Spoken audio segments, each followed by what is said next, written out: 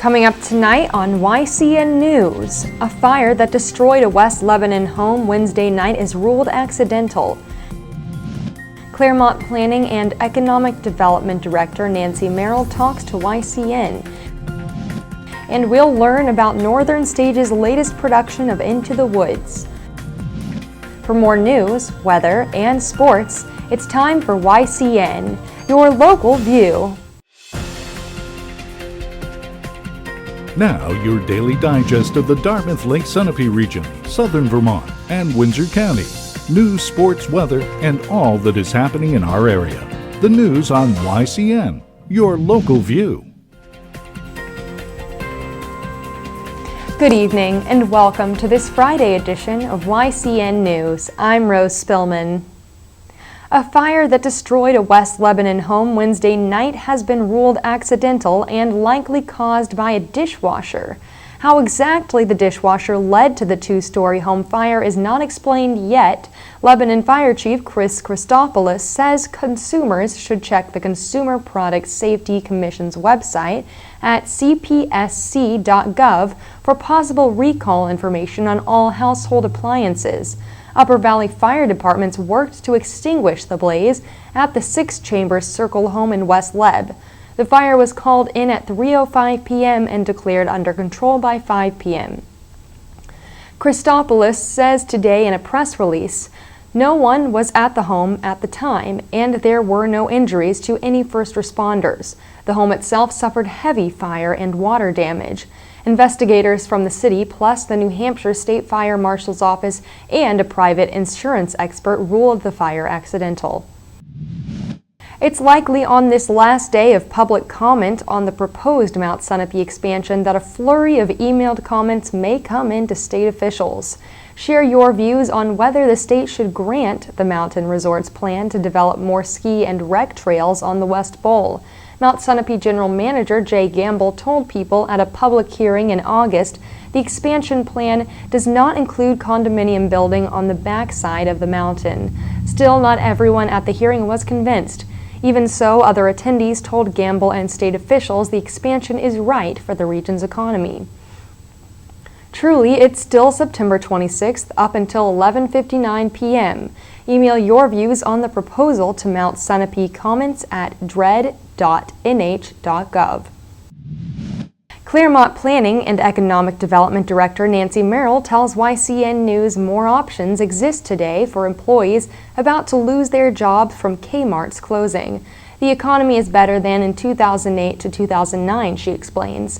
Some Kmart employees may want to consider a new career, especially with training programs at River Valley Community College at local manufacturing firms.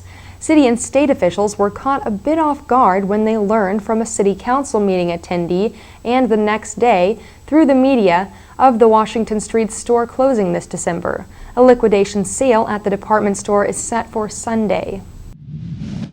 It remains to be seen what this winter, weather-wise, will bring us. Expect heating costs to rise, along with electric rates, the New Hampshire Electric Co-op and National Grid tell customers today. The co-op announced its rate hike yesterday on its website. Prices are rising because the demand on power plants from which to source electricity is increasing. Natural gas plants are a source of that electricity. To learn more, go online to the co-op's website at nhec.com or for the Northeast, nationalgridus.com. When YCN News returns, we'll learn about some options on how to curb heating costs this winter, and we'll learn about Northern Stage's latest production, Into the Woods. The YCN News continues in a moment. Welcome back to YCN News. I'm Rose Spillman. Earlier this week, the chairman of the Priceline Group, Jeff Boyd, spoke at New England College to kick off the 2014 President's Speaker Series. John O'Connor went to report. He spoke to the students, faculty, and staff of the college and guests from the outside. His message was focused on a variety of topics: the value of a liberal arts education. He also spoke on inversions and how they are a symptom of really a tax climate that is not favorable to United States competition. He talked also about the transitions that he made during his growth at the company. It was clear that the crowd was very interested in what Jeff Boyd had to say and his reflections on his career, his industry, and the growth of the companies that he's worked with. This is John O'Connor reporting for YCN News. And now, back to you, Rose. Today I visited the Briggs Opera House in White River Junction, Vermont to learn about Northern Stage's latest musical production, Into the Woods. Let's hear more from some of the actors. My name is David Bonanno, and I'm playing the baker in Into the Woods at Northern Stage. And for me, the play is about initially Happily Ever After. Starts off with a bunch of fairy tale characters who are going off and trying to get their biggest hopes and dreams. So in that sense, it's a classic fairy tale story where it's people who are really trying to get their wishes and to get to their happily ever after. And the first half of the play is about them trying to do that and working really hard to get their wishes and to get what they really, really want. And then the second half of the play turns and everybody's gotten what they wanted and it's great and it's happily ever after, and then things shift a little bit and then it becomes more about be careful what you wish for. It's Stephen Sondheim, so it's so many layered things. He's such a genius. It's like he's like Stanley Kubrick or something. Every time you do the show or see the show or hear the show, you learn more and discover more. So it's really a work of genius, and it's a privilege and an honor to be doing it. You were asking me what my favorite song was, and it changes for you depending on where you are and whatever phase of life you're in, So like I said, I've been living with it since I was in 8th grade. So, of course, I loved it for the songs. And the song that I'm thinking of is No One Is Alone, because there's a million messages in it. And that's why it's amazing and frustrating, because it's not black and white like life. It's not black and white like a fairy tale.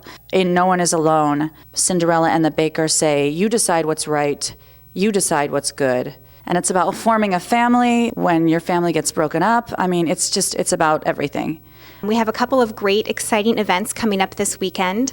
The opening night performance is tomorrow, Saturday, September 27th, and we're hosting a complimentary post-show reception with the cast and crew, with food and drink and some time to socialize with everybody in the show after the opening night performance tomorrow. And then we have an Athena lecture on Sunday, September 28th. That's a free lecture that's open to the public at the Briggs Opera House from 3:30 to 4:30 p.m. in the afternoon. And Steve Swain, who is a professor of music at Dartmouth College, will be talking about Stephen Sondheim. He's actually written a book on Sondheim, so he's quite an expert, and sort of giving some context about the show Into the Woods from, as it relates to the work of Stephen Sondheim, who is the composer and lyricist for the production. The show runs through October 19th, and if you're a full-time student at any age, tickets are at a discounted rate of $15, so don't miss out on the opportunity to watch the show. Our next story may give you some ideas on how to curb heating costs and be kind to the environment. Let's learn more. I'm Wes Smith, New England Outdoor Furnaces, Newport, New Hampshire.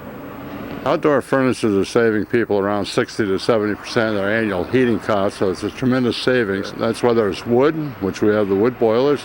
We also have outdoor pellet boilers. Yes, they're very high efficient. Everything that's built since 2008 meet the new EPA standards, which is called a Phase 2 boiler. We're over 95% efficient. Actually, the ashes you get out are like talcum powder. It's very, very little ash. Pellet usage is going to vary depending on the size of the house and what the heat load is. It could be 5 or 6 tons a year, possibly. It could be 10, 12, 15, depending on the size of the house.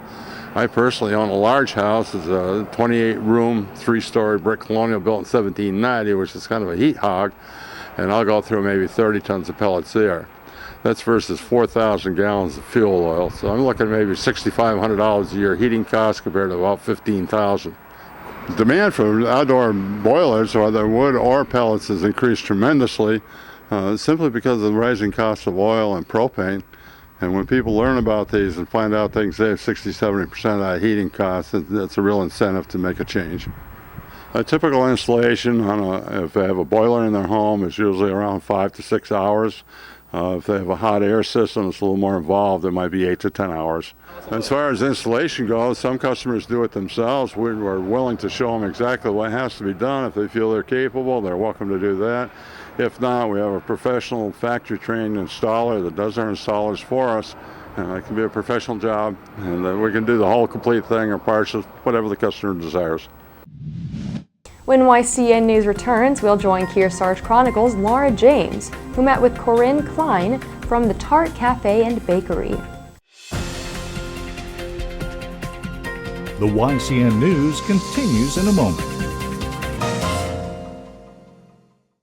Welcome back to YCN News. I'm Rose Spillman. Now Matt McDonald will have a look at our weather for the next few days and then move on to sports. Thanks, Rose. Tonight we'll have widespread fog after 4 a.m. with cloudy skies and lows in the 40s. Tomorrow morning will be foggy until around 9 a.m. We'll have mostly cloudy skies with highs around 78 degrees and calm winds. Tomorrow night we'll have clear skies with lows in the 50s. Sunday we'll have sunny skies with highs near the 80s. Sunday night we'll have clear skies and lows in the 50s. Right now we are in the clear, but we will start to have increasing clouds this weekend. Now let's see what's coming up on our community calendar. Tomorrow in New Hampshire, the Lebanon Airport will host Wings and Wheels, a family-oriented event featuring planes and antique cars from 10 a.m. to 5 p.m. In Hanover, the Hop will host the Clayton Brothers Quintet at 8 p.m. Remember, you can submit local events from your community by sending them to news@ycnnow.com. Now let's take a look at local high school sports. In boys soccer yesterday, a Sunapee and Stevens matchup took place. Both teams were tied with 2 points each, which led the game into overtime. It was Sunapee that scored the 3-2 victory over Stevens. The Sunapee Lakers are now at 6 wins and 2 losses. Sunapee is slated to play next against Hinsdale on Tuesday. In girls soccer, Lebanon and Trinity faced each other yesterday. Lebanon ended up defeating Trinity with the final score being 3-1. Sunapee and Stevens also had a girls soccer match. This time, Stevens was the winner 2-1. Finally, in field hockey, Mascoma Valley shut out Newport in a 3-0 victory. Newport's record drops to 2 wins and 5 losses. Thanks, Matt. When YCN News continues, we'll join Lisa Connell and John O'Connor for this week's News and Review. The YCN News continues in a moment.